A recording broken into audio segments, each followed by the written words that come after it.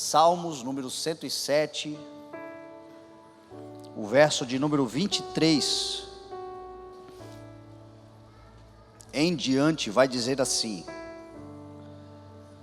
fizeram-se ao mar em navios para negócios na imensidão das águas, e viram as obras do Senhor, as suas maravilhas nas profundezas. Deus falou e provocou um vendaval que levantava as ondas. Subiam aos céus e desciam aos abismos. Diante de tal perigo perderam a coragem. Cambaleavam tontos como bêbados, e toda a sua habilidade foi inútil. Na sua aflição clamaram ao Senhor, e Ele os tirou da tribulação em que se encontravam. Reduziu a tempestade a uma brisa serena, e serenou as ondas. As ondas sossegaram, eles se alegraram, e Deus os guiou ao porto almejado. Que eles deem graças ao Senhor por seu amor leal e por suas maravilhas em favor dos homens. Amém? Pai, nós te bendizemos, Senhor, louvamos o teu nome, declaramos que só o Senhor é Deus. E gratos estamos, Senhor, pelo dia de hoje, pelo culto de agora, e pela oportunidade que nos foi dada de estarmos diante da tua palavra. No mundo tão tenebroso, de tantas aflições, de tantas angústias, de tantas situações que nos cercam e que nos atemorizam muitas vezes, a tua palavra mantém-se como a lâmpada acesa que ilumina a luz dos nossos caminhos, o farol que ilumina as embarcações, e por isso nas pedras não bateremos, mas navegaremos em segurança. Obrigado, Senhor, pela tua palavra, e nós te pedimos mais uma vez, nos abençoa, Senhor, abrindo o teu coração e nos instruindo na revelação do que o Senhor tem para nós, para que entendamos qual é a tua perfeita vontade, agradável aos nossos corações e para a nossa vida neste mês, Senhor, e na vida que viveremos, porque a tua palavra sempre é importante, Senhor.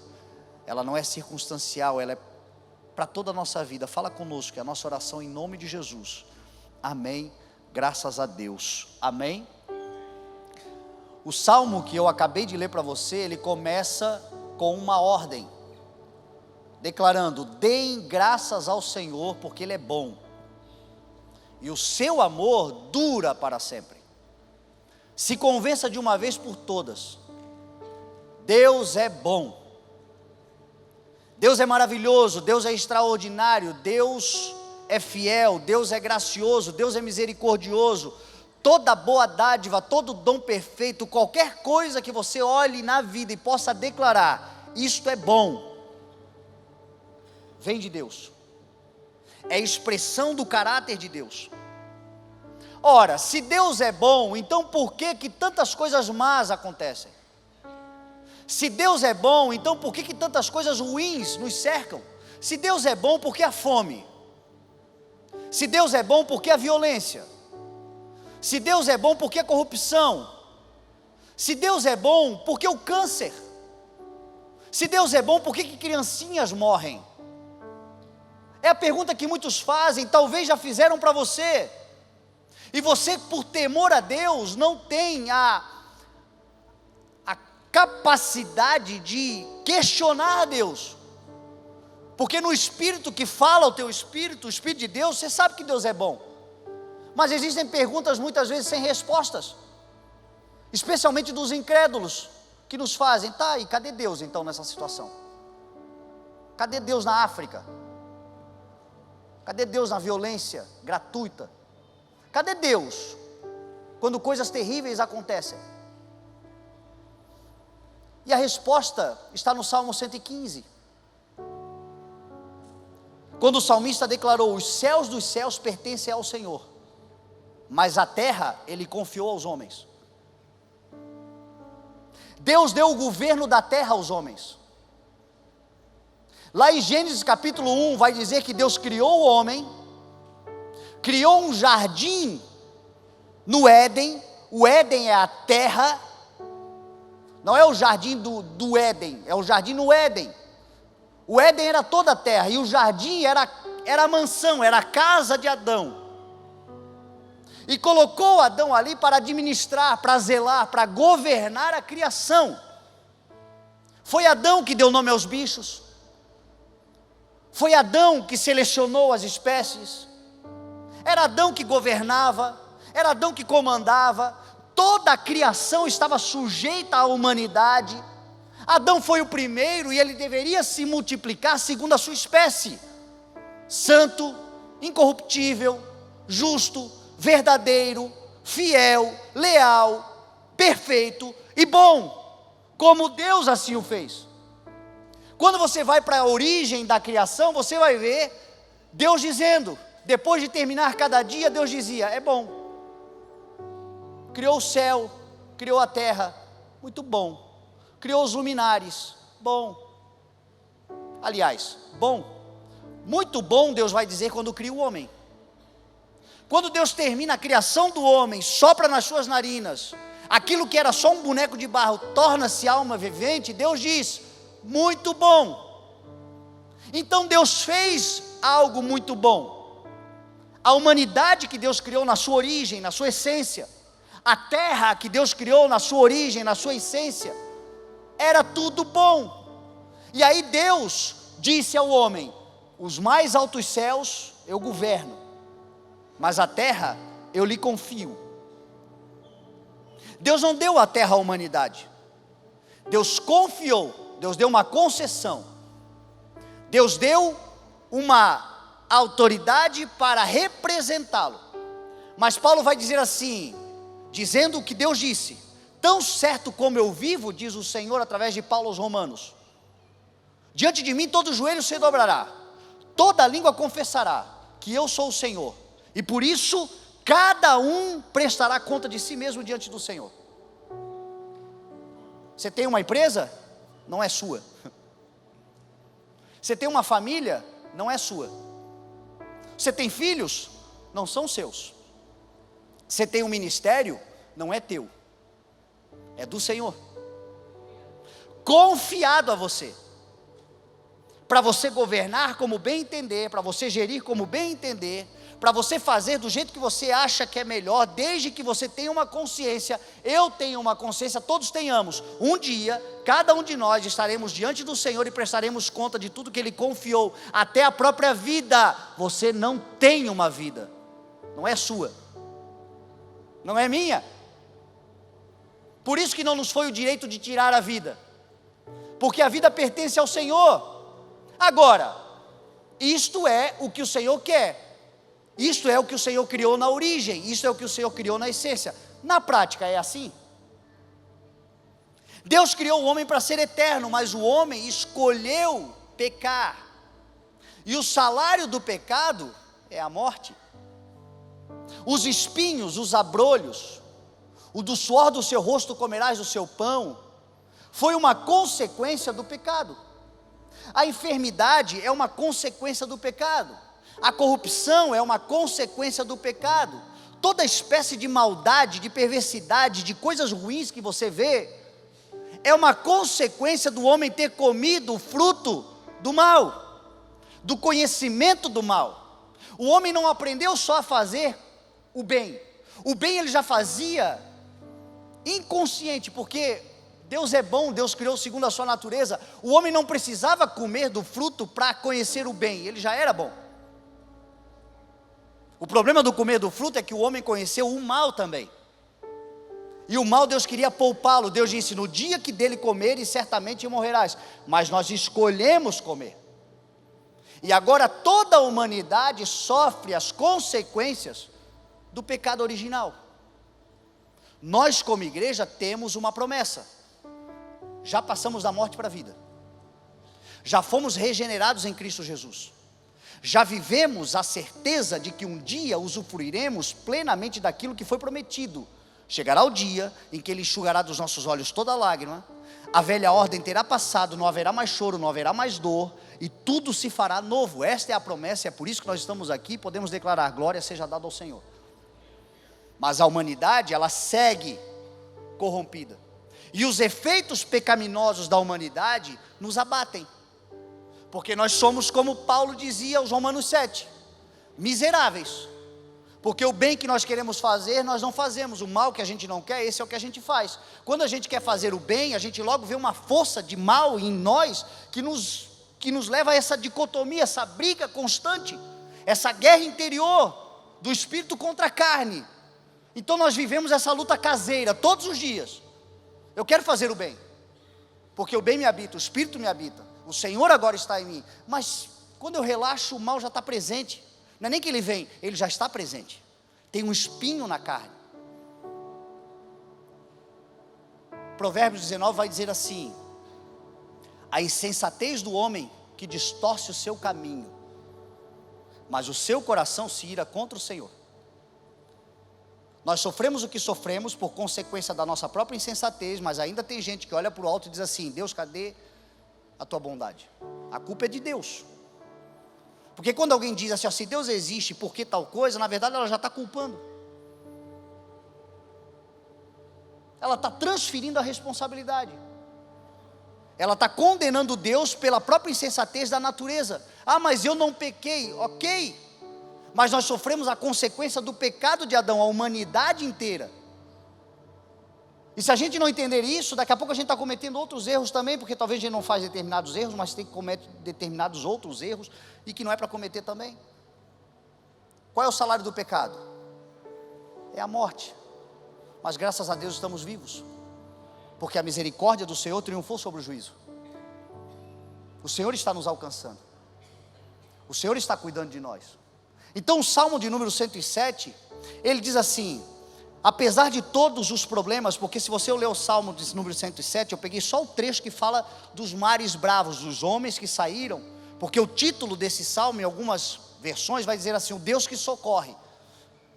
O Deus que socorre o que passa fome, o Deus que socorre o doente, o Deus que socorre o necessitado, o Deus que socorre o oprimido, o escravizado, o Deus que socorre a humanidade em todas as suas demandas.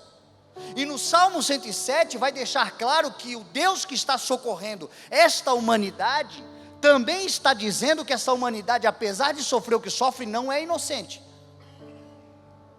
não é injustiça. A parte que eu li diz: os homens saíram para fazer os seus negócios. Umas partes anteriores vai dizer: os homens foram escravizados por outros homens maus.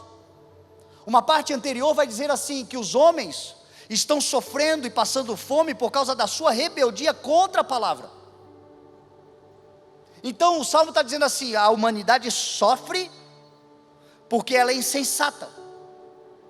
Só que mesmo sendo insensata, 4 vezes a palavra vai dizer no Salmo: e eles na sua aflição clamaram ao Senhor, e eles foram libertos da tribulação em que se encontravam.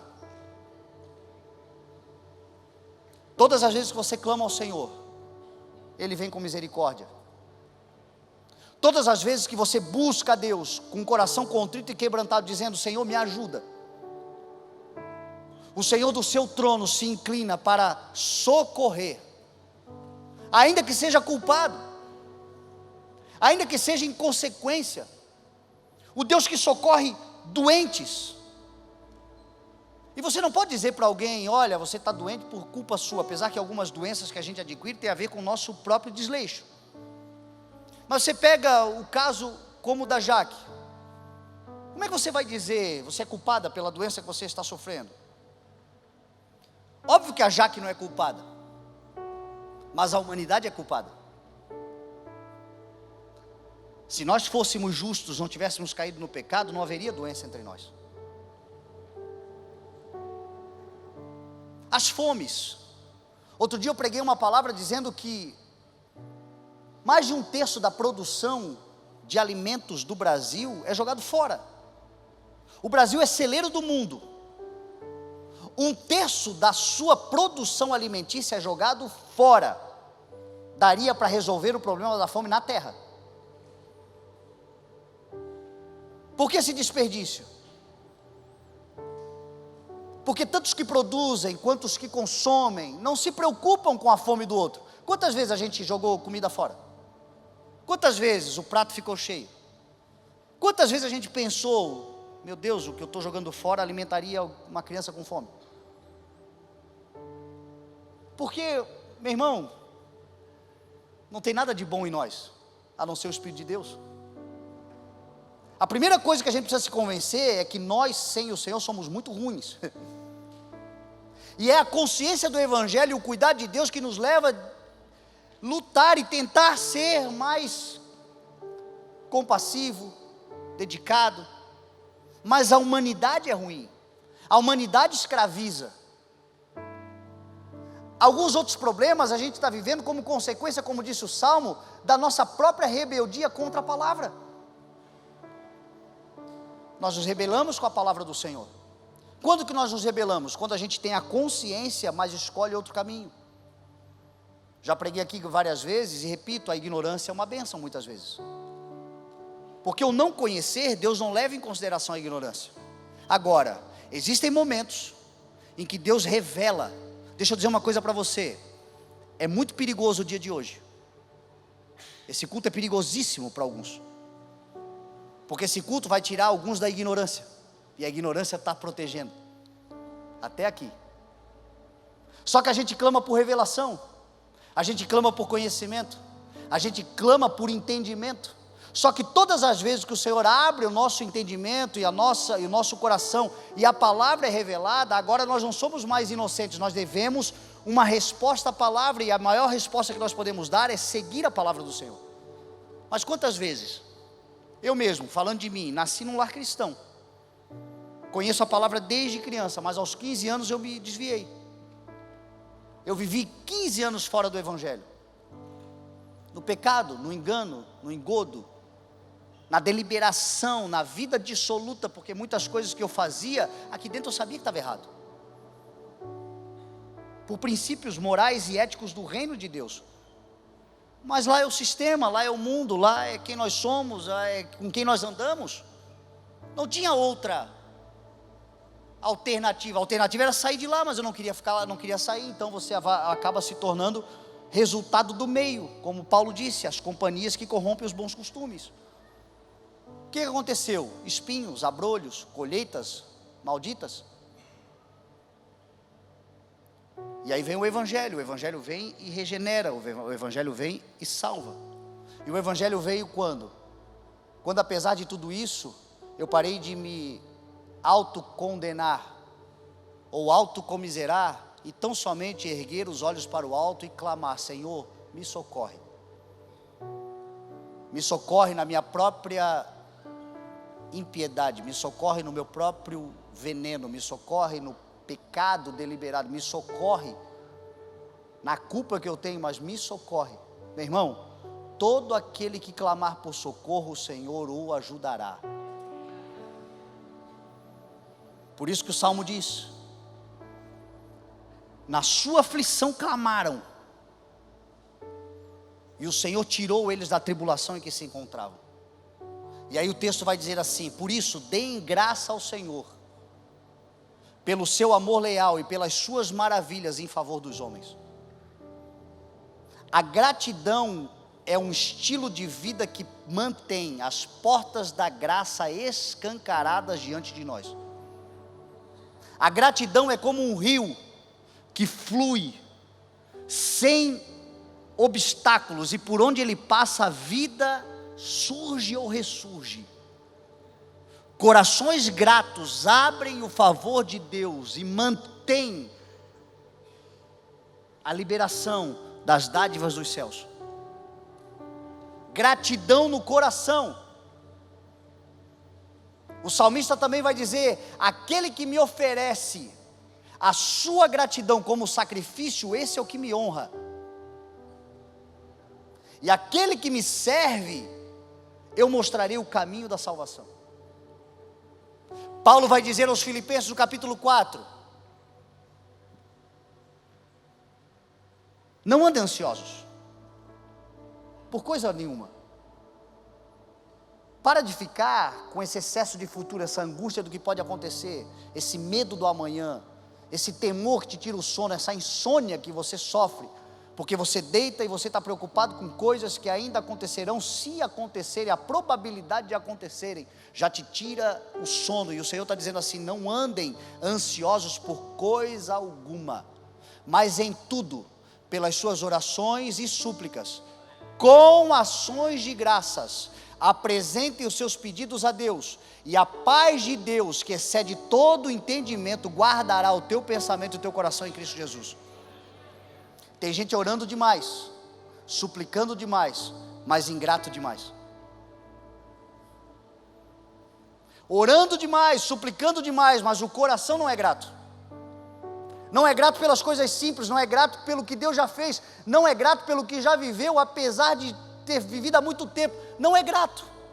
O coração é ingrato, o estilo de vida é ingrato. E o Senhor está dizendo, oração súplica com ação de graças. Tem que ter esse ingrediente no molho, senão a paz não vem. Sabe por quê? Porque quem é grato reconhece que Deus fez, e na sua expressão de gratidão, o coração se acalma, sabendo que Deus fará de novo. Deus já fez, Deus fará de novo. Deus já foi bom tantas vezes, o seu amor é leal e dura para sempre. O dia amanheceu de novo, e de novo, e de novo, e de novo, e todas as vezes que o dia amanhecer para alguém, apesar de tudo que viveu no dia anterior, ainda que tenha desprezado, ainda que tenha envergonhado, ainda que tenha pecado, se o dia amanheceu, é favor de uma graça extraordinária, dando uma nova oportunidade. O mínimo que nós podemos dizer é: Senhor, graças. Graças eu te dou, porque o teu amor é leal, e grandes maravilhas tu faz em favor dos homens. Graças eu te dou, porque eu já não devia nem estar aqui, mas eu estou ainda. Então esse é um ponto muito importante. Talvez existam pessoas entre nós que colhem as consequências das escolhas erradas, e o Evangelho não vai passar a mãozinha na cabeça. O Senhor vai dizer assim: a insensatez é tua, o erro é teu. O mínimo que eu espero é que você seja grato, porque apesar de tudo você está vivo, e clame a mim, e eu vou mudar a tua história. Eu posso mudar a tua história, mas entenda isso, porque senão a insensatez vai provocar a ruína. Quando eu me converti, como eu disse para você, eu sabia que instantaneamente eu estava regenerado, instantaneamente eu estava liberto, instantaneamente eu estava justificado diante do Senhor.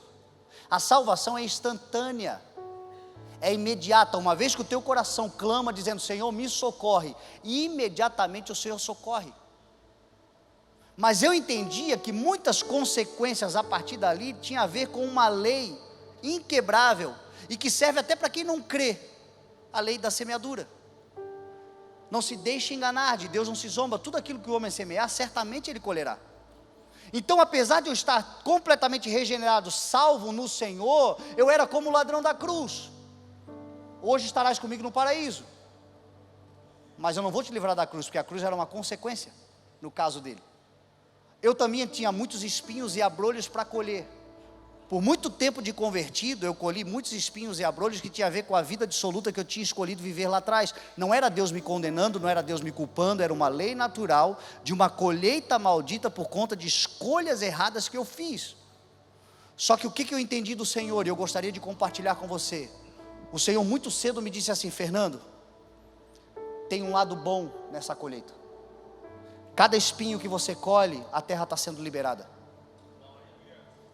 Cada fruto estragado que não se consome, que você colhe, a terra está sendo liberada. Sabe o que você pode fazer, Fernando? Muda a espécie da semente, e você vai mudar a espécie da colheita. Cada coisa que muitas vezes acontece em ruins por causa da escolha errada que fizemos lá no passado, de certa forma a terra está sendo liberada. Muda a espécie da semente, e você vai mudar a espécie da colheita, até que aquilo que hoje é espinhos e abrolhos se transforme num pomar frutífero e abençoado em nome de Jesus. Esse é um fato que acontece com muita gente. Acontece.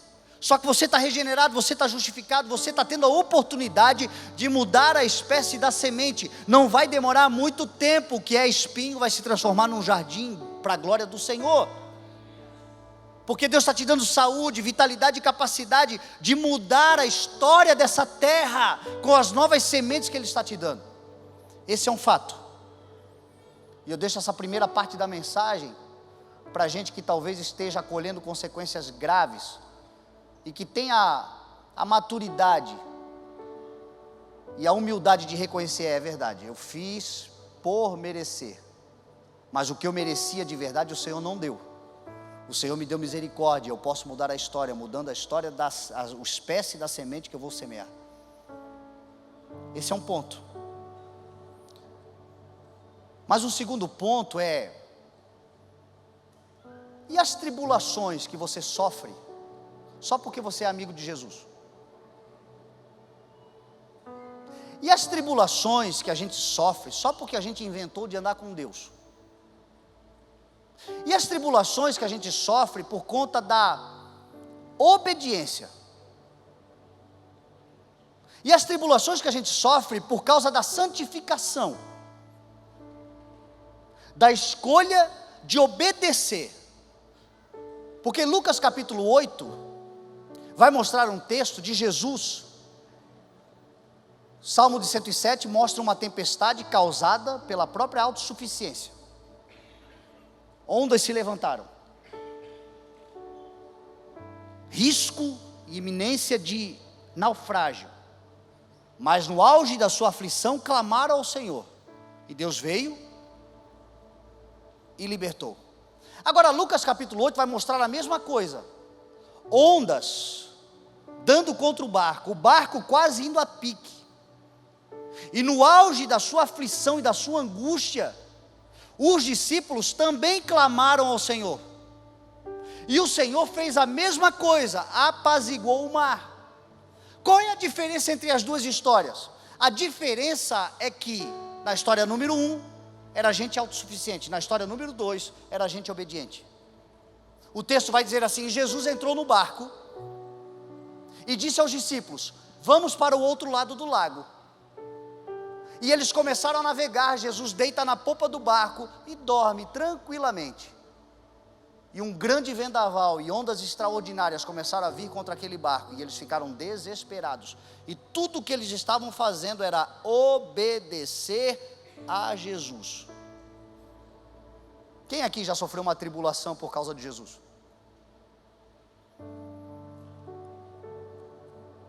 Isso tem uma explicação também. Mares calmos não fazem marinheiros bons. Tem tribulações que nós vamos sofrer, porque a vida na verdade é uma tribulação. E Jesus disse assim: eu digo isto para que vocês tenham paz. O que ele está dizendo? Nesse mundo tereis aflições, contudo tem de bom ânimo, eu venci o mundo. Existir é sofrer. Agora, se é para sofrer, então escolha sofrer por algo que vale a pena. Se é para passar aflições e tribulações na vida, que todos nós passaremos porque estamos vivos, então escolha passar por aquelas que são circunstanciais, que são só momentâneas e que estão produzindo em nós uma glória eterna que pesa mais do que todas elas. Porque Paulo vai dizer assim: os nossos sofrimentos leves e momentâneos estão produzindo em nós um peso de glória que é mais pesado do que esses sofrimentos. Porque Deus trabalha muitas vezes nos colocando em tribulações para fazer bons marinheiros. Tire essa ideia fantasiosa de que andar com Jesus é vida tranquila, sem angústias e tribulações. Para viver o Evangelho nos dias de hoje, muitas vezes você vai ficar aflito, pela simples dificuldade de conseguir manter um coração reto no meio de um povo tão perverso, de conseguir fazer o certo em lugares que a mente cauterizada legalizou o errado. E aí você fica aflito só por fazer e manter a tua palavra, a tua honestidade, a tua correção. Aflito porque talvez o teu salário pode ser prejudicado, a tua vaga de emprego pode ser prejudicada, porque você está entendendo que o caráter é importante, honra ao Senhor. Nesse mundo vocês terão muitas aflições, só porque são meus amiguinhos. O mundo me odiou, vai odiar vocês também, Jesus disse. Muito cedo, eu aprendi um salmo que ministrou o meu coração e que me deu muita força para enfrentar essa vida ministerial. Desde que o Senhor me trouxe para o ministério, logo cedo o Senhor me ministrou nessa palavra que é o Salmo de 66, verso 10 ao 12. O Salmo 66, verso 10 ao 12 vai dizer assim, ó: pois tu, ó Deus, nos submeteste à prova, nos refinaste como a prata, fizeste que caíssemos em armadilhas, puseste sobre as nossas costas fardos, permitisse que os nossos adversários e os homens cavalgassem sobre a nossa cabeça, passamos pelo fogo e pela água. Olha como é que diz o Salmo: pois tu, ó Deus, fizesse esse monte de coisa aí, ó. Pare de atribuir ao diabo o controle da tua vida, quando você sabe que é Jesus que está no teu barco. Porque aqueles que estão no Senhor, o maligno não lhe toca. Jesus é na tua vida, o Senhor é o comandante do teu barco, Ele é quem está dentro do barco navegando contra ondas grandes, talvez muitas tribulações, mas o diabo não tem acesso a esse leme, e se ele não tem acesso, então as coisas que aparentemente não estão boas, estão cooperando para o bem daquele que ama a Deus.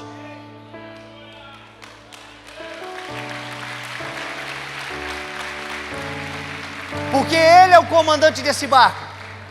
Aí vem o salmista e diz assim: eu entendi, tu, ó Deus, nos submeteste à prova.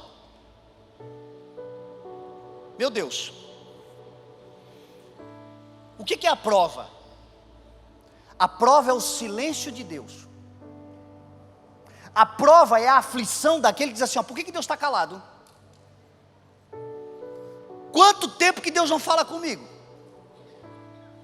Será que Ele não vê que eu estou passando isso aqui? É por causa dele, não é por causa de outra coisa, é por causa dele, ele não fala.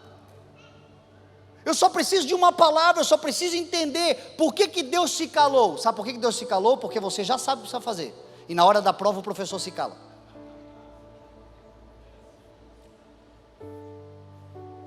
Toda prova é uma oportunidade de subir de nível. E todo o conhecimento que Deus dá, toda a instrução, todo o ensino, por isso que eu disse para você, que o culto de hoje é perigosíssimo, porque o culto de hoje está trazendo ensino, e todo ensino vai trazer prova, só que a prova não é para você reprovar na prova, a prova é para você ser aprovado pela prova.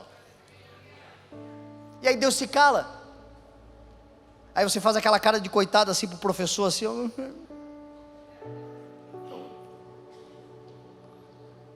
eu acho que eu vou colar, mas aí tem olhos como chama de fogo.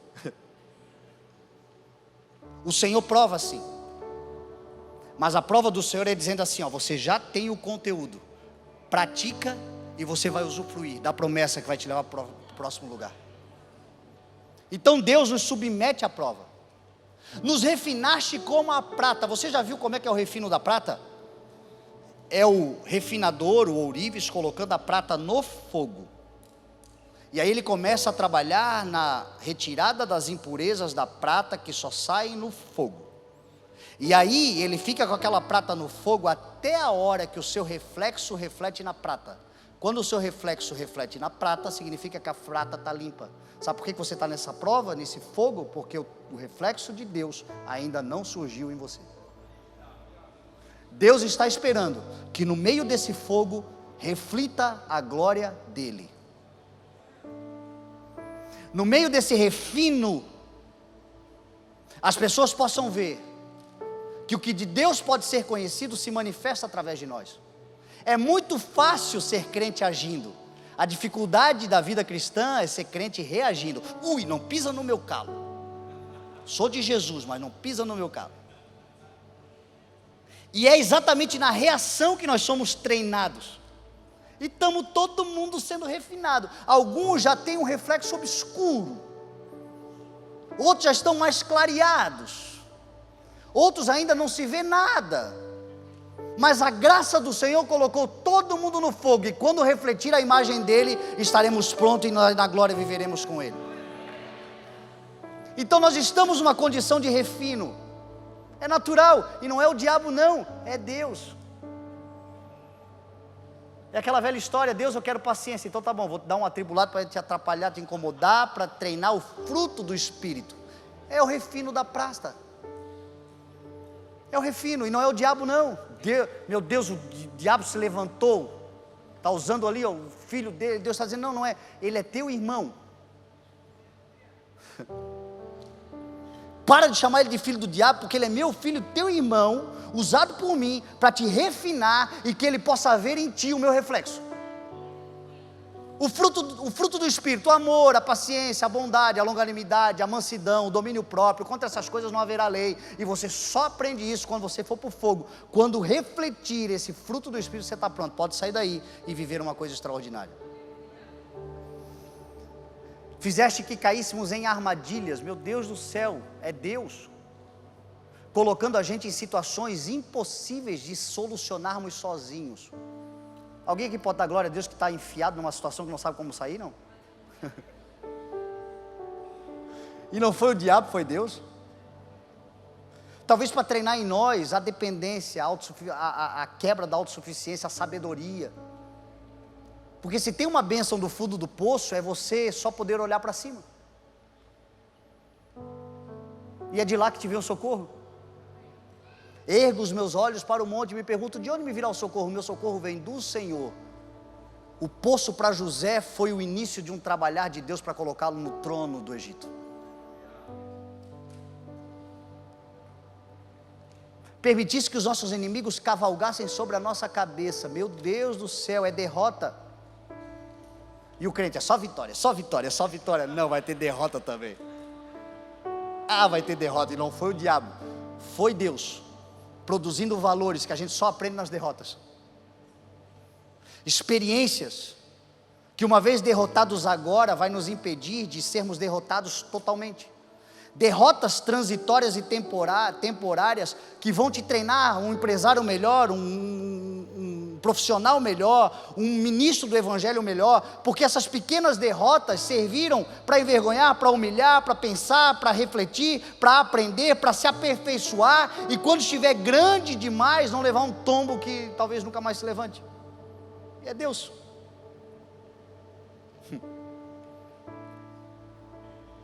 Passamos pelo fogo e pela água, aí é essas tribulações do dia a dia. Mas eu não terminei o salmo. A palavra do Senhor diz que o fim das coisas é melhor do que o seu princípio, e o paciente é melhor do que o orgulhoso. Pois tu, ó Deus, nos submeteste à prata, à prova, nos refinaste como a prata, fizeste cairmos em armadilhas, permitiste que os nossos inimigos cavalgassem sobre a nossa cabeça. Passamos pelo fogo e pela água, mas olha o final, mas a um lugar de fartura nos trouxeste. Deus conduzindo a sua igreja para um lugar de fartura por meio das aflições. É por isso que o salmo diz: deem graças ao Senhor em todo o tempo, porque o seu amor é leal e dura para sempre. Entenda que as coisas estão cooperando para o bem. Deus te colocou nesse barco, Ele que pediu para você entrar. E a tempestade agora parece que Ele está dormindo. E aqui tem 3 pontos de vista para a gente caminhar para o final, muito importantes. O primeiro ponto de vista é o do narrador, Lucas. Esse texto vai estar em Mateus capítulo 8, vai estar em Marcos capítulo 4 e vai estar em Lucas capítulo 8. Marcos e Lucas têm 2 características. Qual? Nenhum dos dois estavam presentes. Marcos ainda era mais próximo e viu muitas coisas de Jesus, porque ele era um discípulo próximo de Pedro.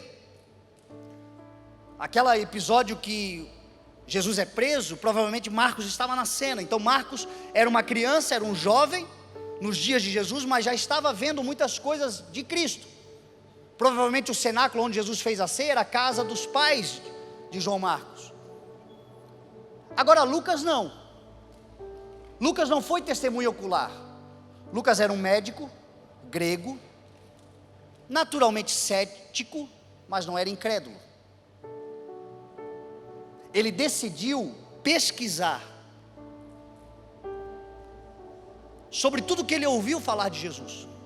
E ele escreve Lucas e Atos para um amigo chamado Teófilo, dizendo: eu estou te escrevendo tudo isto porque eu pesquisei a partir das testemunhas oculares do Senhor, para que tu tenhas certeza de tudo que te ensinaram. Lucas foi um homem que ele não viu, mas ele creu. Talvez muitos digam o seguinte: eu não vi nada, eu não vi uma grande teofania do Senhor, E eu vou te dizer mais uma vez, cuidado com isso também. Me mostra uma pessoa na história da humanidade na Bíblia que sofreu uma teofania e ficou normal depois disso. Viveu uma vida tranquila e normal depois disso. A quem mais é dado, mais é cobrado. Todos os que experimentaram teofanias, Deus se manifestando de forma sobrenatural, essas pessoas nunca mais viveram uma vida normal. E talvez tenha muita gente dizendo assim: ai Deus, eu queria ver uma coisa extraordinária. E Deus está dizendo assim: eu estou te poupando de você ter uma vida que não é o que você está desejando. Você quer ter uma vida mais tranquila. Você quer ter uma vida que você não precise sofrer grandes tribulações, apesar de sofrer pelo meu nome também. Então, te contenta. Talvez você nunca vai ser um apóstolo, mas te contenta em ser um Lucas, um médico, um professor, um empresário, um profissional liberal de qualquer área, uma pessoa aparentemente comum, mas que ainda assim é testemunha do Senhor, porque crê naquilo que ouviu, independente de ter visto. Até porque essas pessoas são as mais elogiadas. A maioria das pessoas que você conhece, apesar que muita gente fica dizendo: Deus falou comigo, Deus fez isso, Deus fez aquilo, Deus me mostrou, os orelhões espirituais. Parece que Deus falou com Abraão 3, 4 vezes na vida dele, com o camarada é 3, 4 vezes por dia. Nunca vi disso. A maior parte das pessoas que você conhece nunca terão uma grande experiência com Deus. Mas olha o que Jesus disse para Tomé: Tomé, você crê porque viu? Bem-aventurados e felizes são aqueles que não viram, mas ainda assim creram. Bem-aventurados são aqueles que até são céticos no sentido de pesquisar, de buscar, de querer aprender, de ser tão nobre como foram os bereanos, que Paulo pregando, eles iam consultar para ver se aquilo estava na palavra, mas céticos sim, incrédulos não. Em ouvindo e crendo a mensagem, transformaram-se em pregadores dessa mesma mensagem, mesmo sem ver, creram, porque nós somos chamados para viver é pela fé e não por vistas. O segundo ponto é o ponto de vista dos discípulos. Os caras que entraram no barco, e Jesus disse a eles: vamos atravessar o outro lado. E eles sofreram a violência das ondas, o desespero e a angústia, as aflições daquele momento tenebroso. Clamaram ao Senhor, e o Senhor os libertou.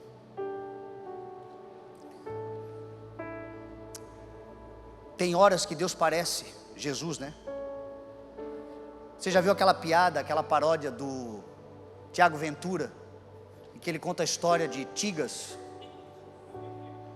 e os 300 espartanos contra 30 mil persas, e que ele começa a contar a história, e uma hora Tigas olha para Leônidas e diz assim: ô Leônidas, precisa parar de arrumar essas confusão, cara.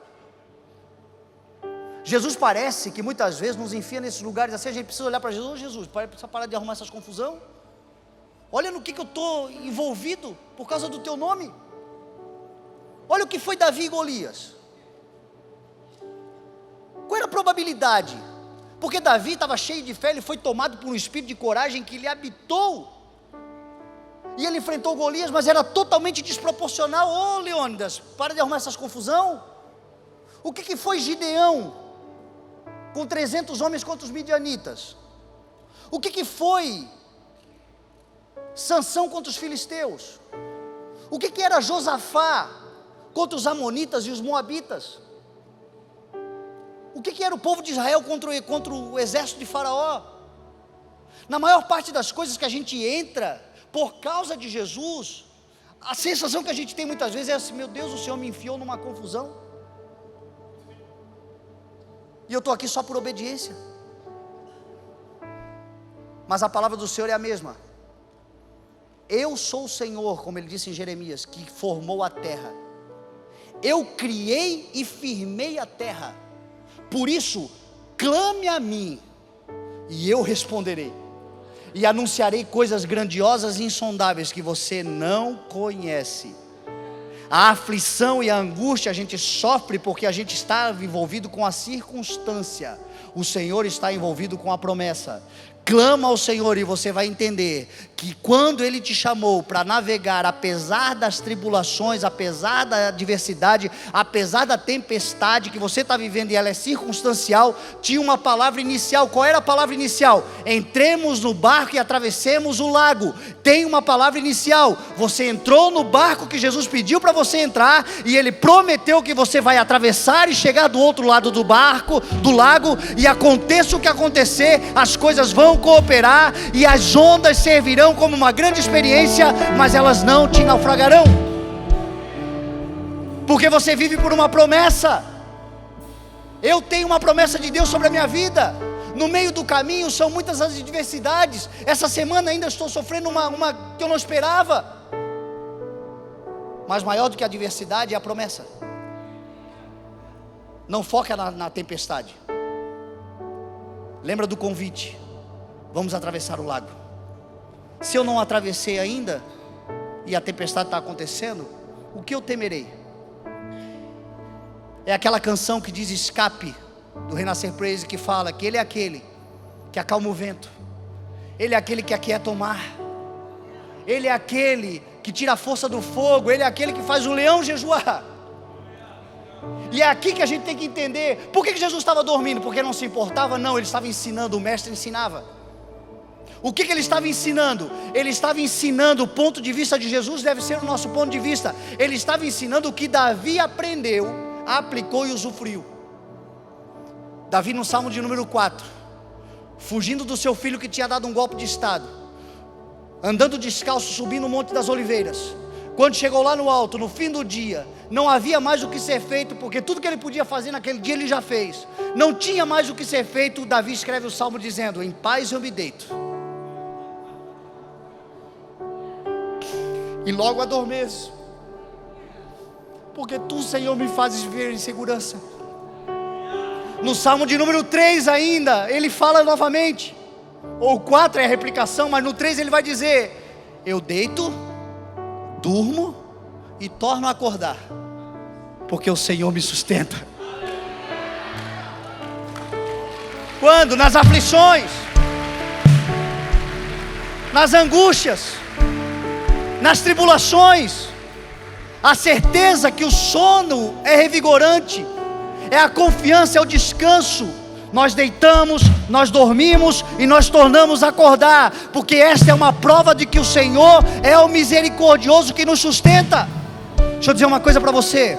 Você talvez esteja dentro de uma cova de leões e não tem o que ser feito. A porta está fechada, e eu não estou aqui pregando dizendo que o Senhor vai te tirar essa noite daí, não.